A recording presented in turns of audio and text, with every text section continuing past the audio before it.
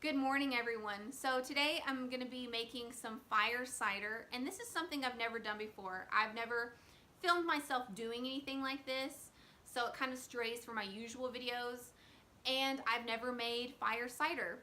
Now, if you don't know what fire cider is, it's sort of like this old-timey health tonic, if you will. It usually includes ingredients like apple cider vinegar, which is the liquid base, and then things like ginger and horseradish and onion and garlic and maybe some fresh herbs. Some people even put in jalapenos. But the purpose of fire cider is to help you fight colds and flu. So take like a spoonful or a tablespoon during the flu and cold season every day. Or it can help alleviate the symptoms. Like the ingredients that I mentioned are really good for clearing out your nasal passageways whenever you're all stuffy with a cold. A friend of mine recently gifted me a small jar sample of her fire cider just in the nick of time because I actually developed a cold recently right after receiving that jar. So although I didn't get to take it and see if it actually would help prevent the cold, I did take a few tablespoons every day while I had the cold, and it did really help clear up my nostrils and help alleviate those symptoms. So at least fire cider is good for that, and for that reason I feel like it's worth making and having on hand. And what can it hurt? The ingredients in it are all very healthy for you, and if anything it can help boost your immune system for this time of year and maybe help shorten the length of your flu or cold. But I'm going to be making that today and kind of just making it along with you guys and talking about it as I go. And I just wanted to show you how I'm going to make my first batch of fire cider and show you guys, the basic way of making it in the process. So I'm just going to get started making it right now. Alright, so here you can see I have my ingredients.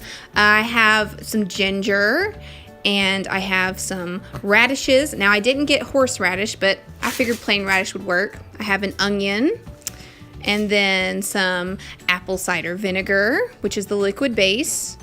And then I also have some honey. I forgot to mention that, but honey is usually added for flavor. And then you also need a jar to put it all in. Alright, so let's get started. Here I have my onion, and I'm just going to peel this skin off because I don't really want that in there. And go ahead and take the lid off my jar. And I'm going to begin chopping it. Now, please guys, do not judge me on my culinary capabilities. I can cook, but some of you might cringe when you see my chopping technique. I've been criticized for it in the past, so I feel kind of, self-conscious about it.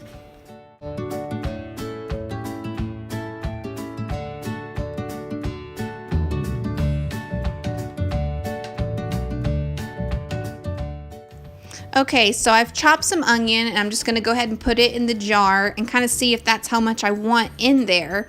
Again, I've never made this before, so I don't know how much flavor half an onion is going to lend. But I decided to go with just half for this time. Okay, so I'm going to go ahead and grab my next ingredient to put into my fire cider. Now, this is a radish. I wanted to use a horseradish because there is a difference. Most of the recipes that I found online for fire cider recommended a horseradish to add to it, but I didn't have any available to me, so I just used a regular radish. They have their own vitamins and minerals in them that would be good and won't hurt to add to a fire cider.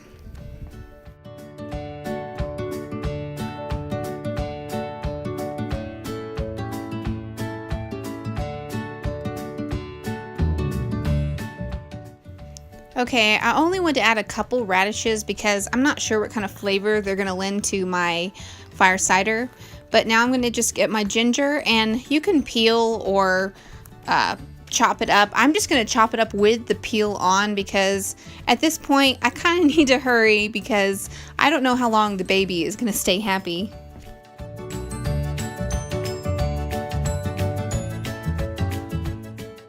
Okay, for my fire cider, I have chosen to chop up quite a bit of ginger and add in there because it is such a good plant. It's great for nausea, and I mean, it's good for your nostrils too to clear up all that mucus and stuff. It's a great thing, and I want more of it in there. As much as I can get in there as possible, I want that ginger in my fire cider. Okay, so the next ingredient I'm going to reach for is my garlic. Now, I think I'm going to put this entire bulb into my fire cider. I love garlic, and so just the more the merrier for me. And it's just a great immune booster. It has so many good properties in it that, I mean, the more garlic that you can jam into your fire cider and that you can tolerate, I just think the better. I don't think you can really overdo it on the garlic. Okay, so I'm getting really tired of peeling this garlic, so I've decided that I'm just gonna chop it up as it is and put it in there, peel and all, and not really bother with getting all that peel off of it, because that is such a tedious job that I hate. And again, I am pressed for time. I don't have a whole lot of time on my hands. And at the end of the day, well, not the end of the day, at the end of about 8 weeks, you're going to strain out your fire cider anyways. So all that stuff, all these chunks and stuff are not going to be in your final product. So it doesn't really matter if there's stuff in there you wouldn't want to eat, because it's not going to be in there at the end anyways.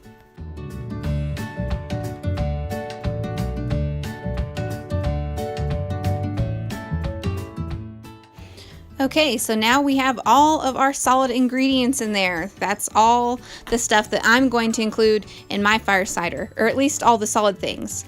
Now next, I'm going to grab some honey. It's a good thing to flavor it with, because pure apple cider vinegar with stuff is can be harsh. And one thing I wanted to mention too is you definitely want to get pure raw honey. Not every honey you can find in the store is going to be pure and raw. A lot of it doesn't even come from bees, so you want to make sure you grab the real stuff. And I'm just going to eyeball this like I've been doing this whole time and put in however much honey I think that I want in there. And you know, after it's been resting and I take that first taste, if I don't think there's enough honey, I can always add that in later too.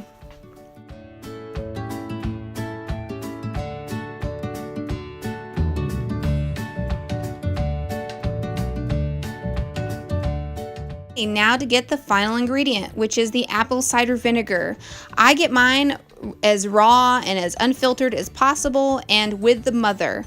I think that's just particularly important to use ingredients, you know, the best ingredients that you can afford, because you are going to be eating or drinking this in this case, and I just wanted to use some really good stuff since I want this to boost my immune system.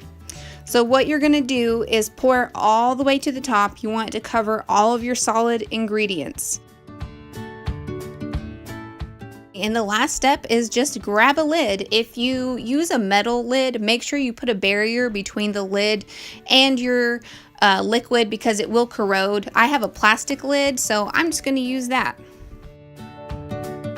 And we are done. Very simple, easy, and pretty painless. I wrote the date on the top of my lid so I'll know when it's ready, and I'm just going to put it away for a minimum of 8 weeks in a cool, dark place. And when that's over with, I'll have a nice cold and flu tonic. Thank you guys so much for watching, and I'll see you soon.